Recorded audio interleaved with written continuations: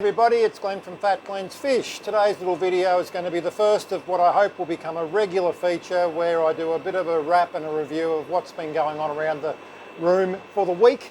Better to be regular at my age, so let's get into it. I'll see you on the other side.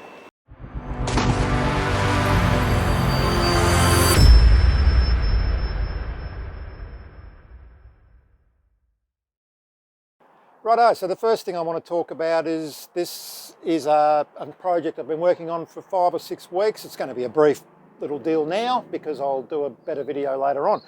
This is an IBC, an industrial bulk container, to explain what the initials stand for, in which I am cultivating live Daphnia. I'm working with a lot of fish in that room that are going to benefit from some live food.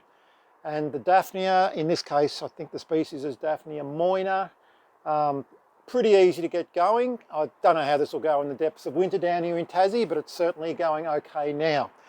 This has been running for around a month, and I'm getting to the stage where I'm able to harvest some little critters for feeding. I'm using a 12-inch fine net, and I'll just, for comparative sake, show you that I'm going to give it 2 or 3 swooshes from back to front. I'm still working out at what time of day the little doodads clump in one part of the water column, and as you can see, if I just carefully sort of bring them down to the bottom as I remove the net from the water, we get a reasonable little amount of these bugs.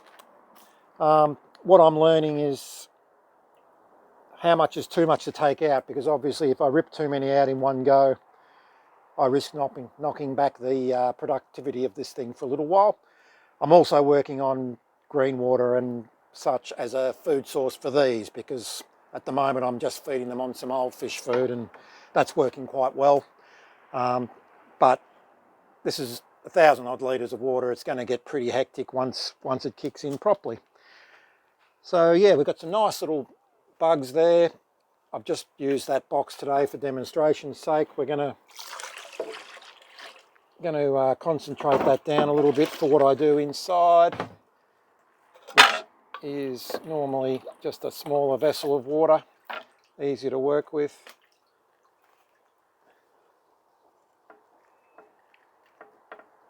Got a bit of the next door neighbour's geranium in there for good measure, geranium tea. Wash off the rest of the critters out back and put the lid back on so I don't find a dead cat in there tomorrow.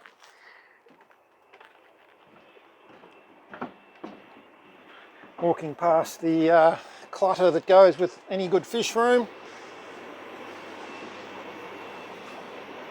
So the main thing to remember with these, this is not a substitute for baby brine.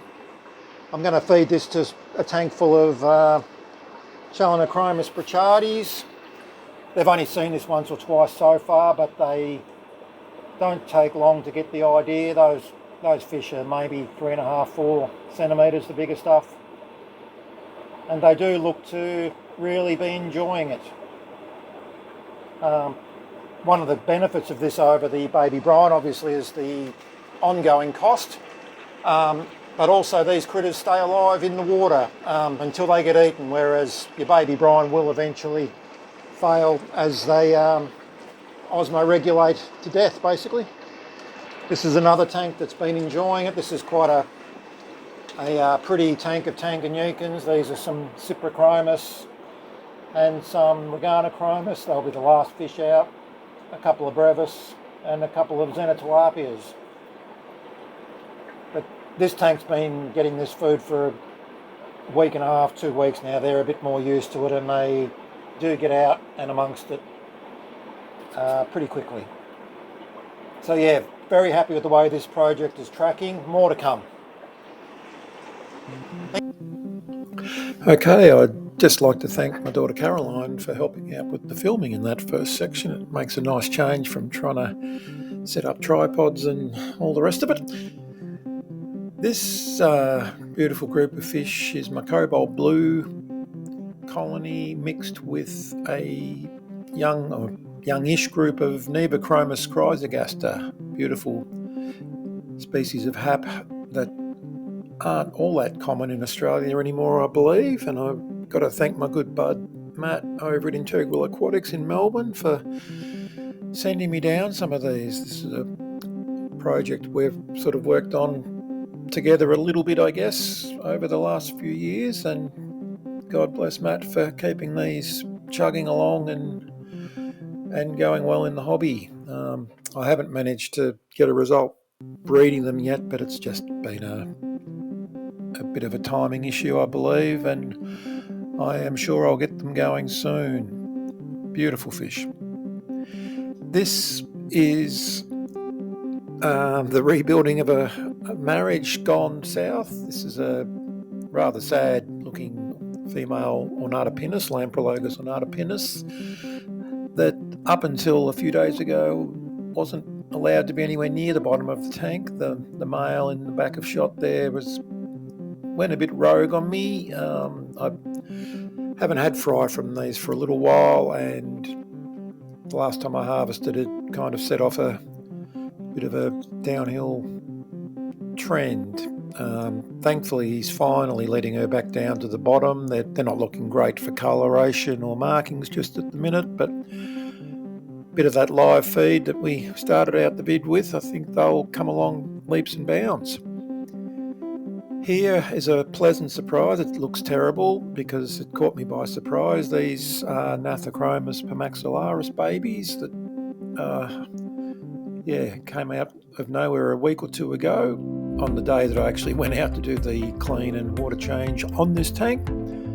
Lots of snails and crud in the front here. There goes mum or dad in the background, a bit murky.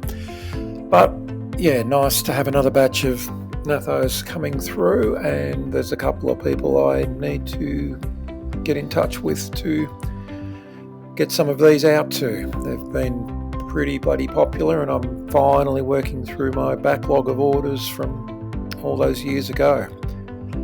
Hopefully these ones will be ready to ship out by the end of February. Here's a metric shit ton of Laluppi fry. There's a lot of Laluppi in the country at the moment, and it's probably going to be very hard to move these on, but it's still nice to have this. This is meant to be an orange Laluppi. It's certainly better than yellow, but it's certainly also not as good as orange used to be when we were importing these more regularly. Nice adult pair in here with upwards of 100 babies, which we will raise, and then we will see what we can do to move them on out. He's a pretty good looking dad just the same. And finally we'll cap off with my little Chrissy present to myself to end 2023, and I really want to thank Jim for letting me have some of these beauties. This is Stenachromis horii. It's a Tanganyikan cichlid, believe it or not. They carry on more like a very boisterous Malawi Mabuna. These are only 4.5 centimetres, 5 centimetres tops. There's some coloured males starting to show. It's an incredibly aggressive little fish, pound for pound, and it will get bigger than this. I'm trialling the idea of running these under the ventralis as the dither fish to try and work with that aggression. But very happy to have some of these. I don't know there's many kicking about anymore, and will do my best to get these up and going soon. Thanks Bill and Max for your help getting them down to me as well.